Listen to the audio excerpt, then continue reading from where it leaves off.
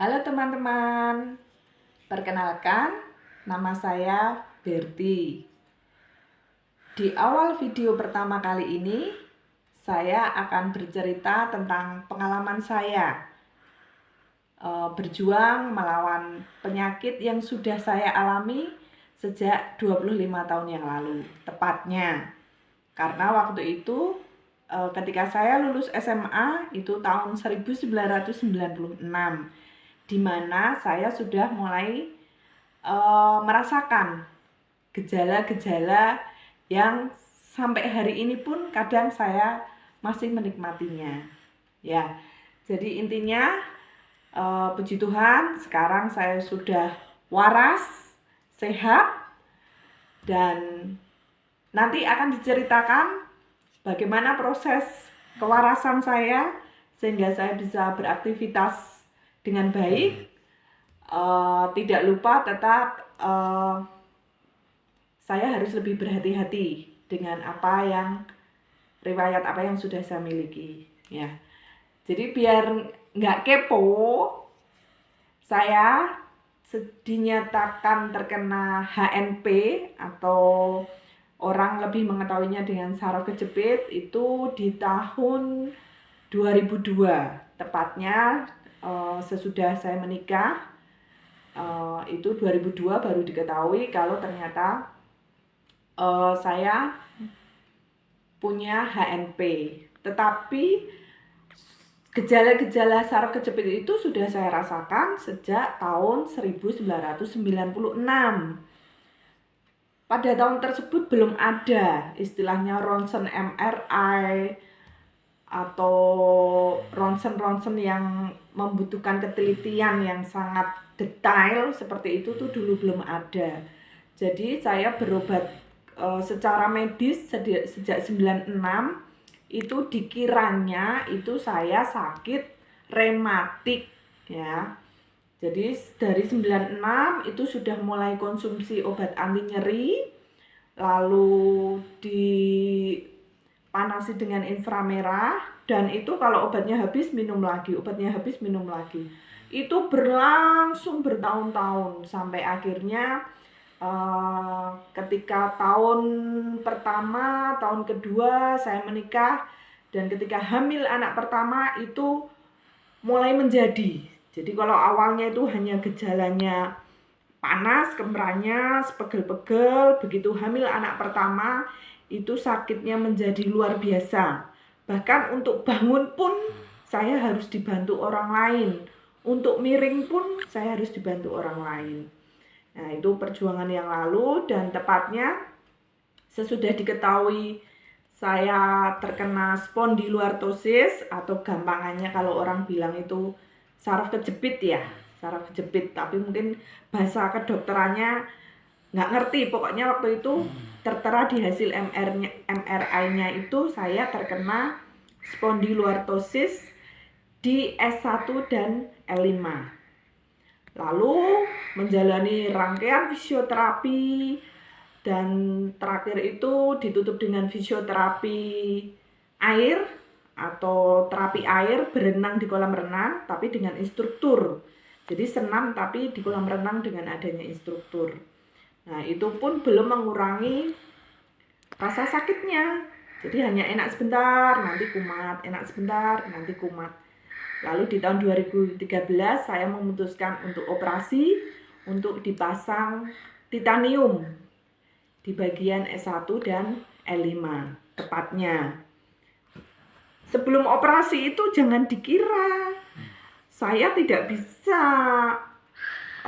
beraktivitas normal seperti ibu-ibu lainnya. Jadi habis nyapu pegel, habis gendong anak pegel, dan kalau udah pegel harus segera berbaring, stretching seperti yang diajari oleh fisioterapis.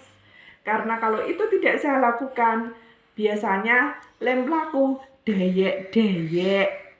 Jadi harus nyonggo pinggangnya itu. Nah, sebagai bukti kalau saya pernah operasi, nih. Jadi kalau ini gambar, kalau saya operasinya 2013. Nah, tapi ini Ya, ini titaniumnya itu ternyata kecil. Skrupnya ini bisa kelihatan deh, dimajukan ini. Kelihatan di shoot ini aja. Ya. Jadi ini skrup-skrup yang terpasang di pinggang saya, tepatnya di pinggang bagian bawah. Ya, jadi titaniumnya itu sebenarnya yang dipasang hanya kecil, ukuran nggak tahu nih berapa senti. Tapi pas proses sesudah operasi ini, saya bisa berjalan lagi itu harus menempuh waktu kurang lebih 3 bulan, saudara-saudara. Saya 3 bulan itu baru bisa berjalan dengan normal. Tetapi semangat saya untuk berjalan itu pokoknya tinggi, walaupun hujan air mata saya tetap latihan. Akhirnya dalam waktu 3 bulan sesudah operasi saya bisa berjalan lagi dengan normal. Tapi ternyata saraf kejepit ini tidak bisa sembuh secara total. Jadi kalau saya masih suka langgar pantangannya, misalnya masih suka olahraga aerobik atau masih suka ngangkat beban yang agak berat, itu biasanya kambuh lagi atau kumat lagi. Dan itu sering terjadi kejadian seperti itu. Nah, akhirnya 3 tahun yang lalu saya bertemu dengan seseorang tanpa disengaja, karena itu awalnya saya mengantarkan anak saya yang sebenarnya asma untuk terapi asap. Nah, tetapi pas terapi asap itu saya ikut-ikutan. Pak, saya juga mau ikut di terapi dong. Nah, dengan terapi itu, puji Tuhan sampai sekarang rentang waktu kambuh ya istilahnya itu sudah mulai jarang.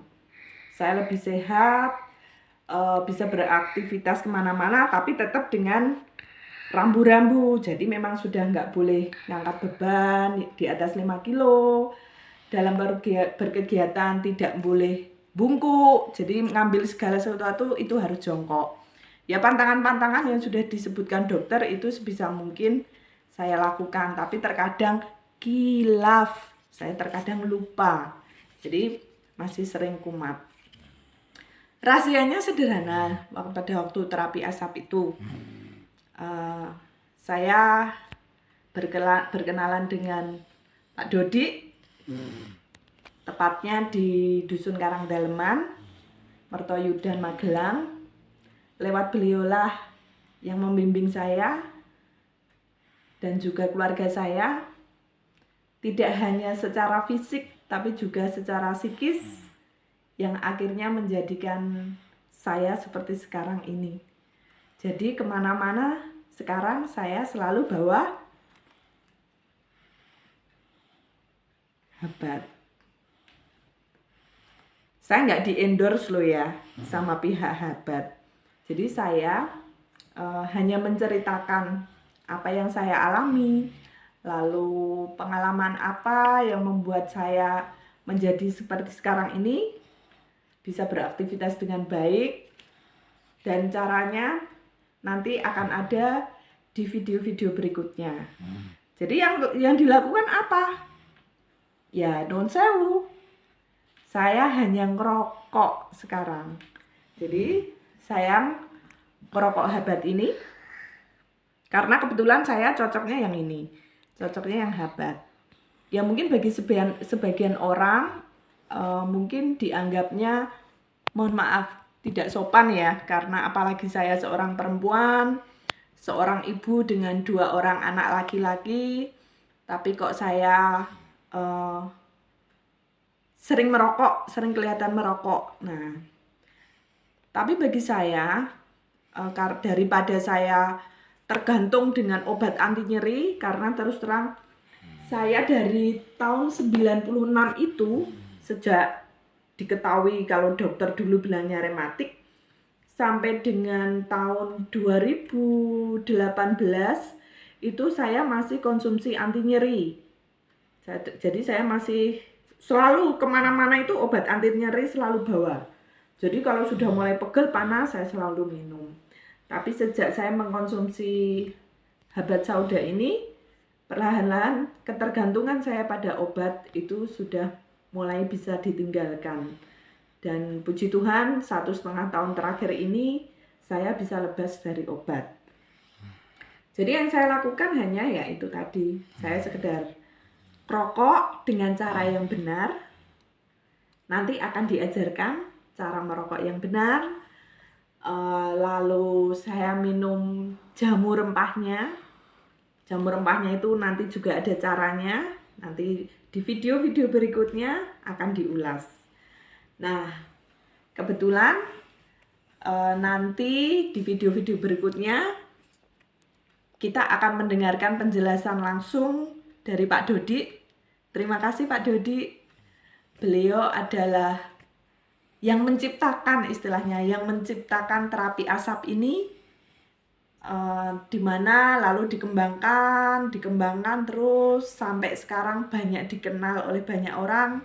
Dan dengan terapi asap beliau itu bisa membantu banyak orang yang sakit menjadi sehat. Salah satunya adalah saya. Dan sebagai wujud syukur karena saya sudah kembali pulih, kembali lebih sehat, nah kami ganti melayani teman-teman lain yang membutuhkan sehat.